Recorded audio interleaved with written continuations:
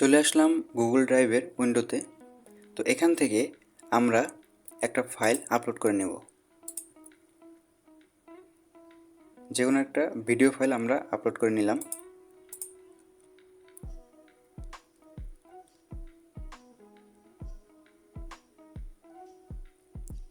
দেখুন ভিডিওটি আপলোড হয়ে গিয়েছে। তো আমরা যদি ভিডিওটি ক্লিক করি, ভিডিওটি দেখা যাচ্ছে, অর্থাৎ ডাউনলোড করতে বলতেছে, তার মানে ভিডিও এখানে আছে।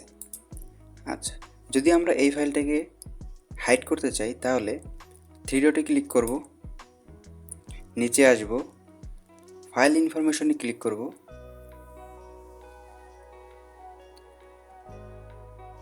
দেন ম্যানেজ ভার্সনে ক্লিক করব, এখানে আপলোড নিউ ভার্সনে ক্লিক করব। তো এখান থেকে যেই পিকচারটা আমি ওখানে রাখতে চাই ফাইলের জায়গায় সেটা সিলেক্ট করে দেব। আমি এই পিকচারটা সিলেক্ট করে দিলাম, ওপেন, আপলোড হয়ে গিয়েছে। তো ক্লোজ করে দিলাম। তো দেখতে পাচ্ছি যে আমরা ওই ফাইলের জায়গায় আমাদের যে ভিডিও ফাইলটা ছিল তার জায়গায় আমাদের এই পিকচারটা আপলোড হয়ে গিয়েছে।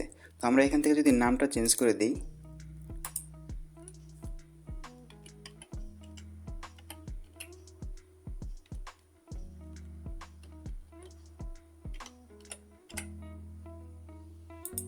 নামটা চেঞ্জ করে দিলাম।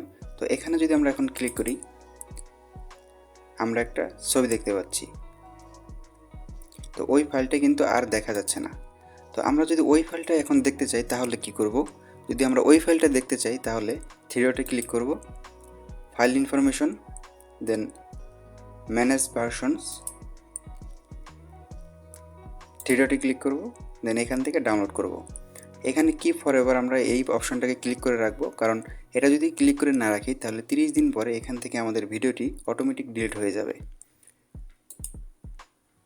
ভিডিওটি কেমন লাগলো অবশ্যই কমেন্ট করে জানাবেন।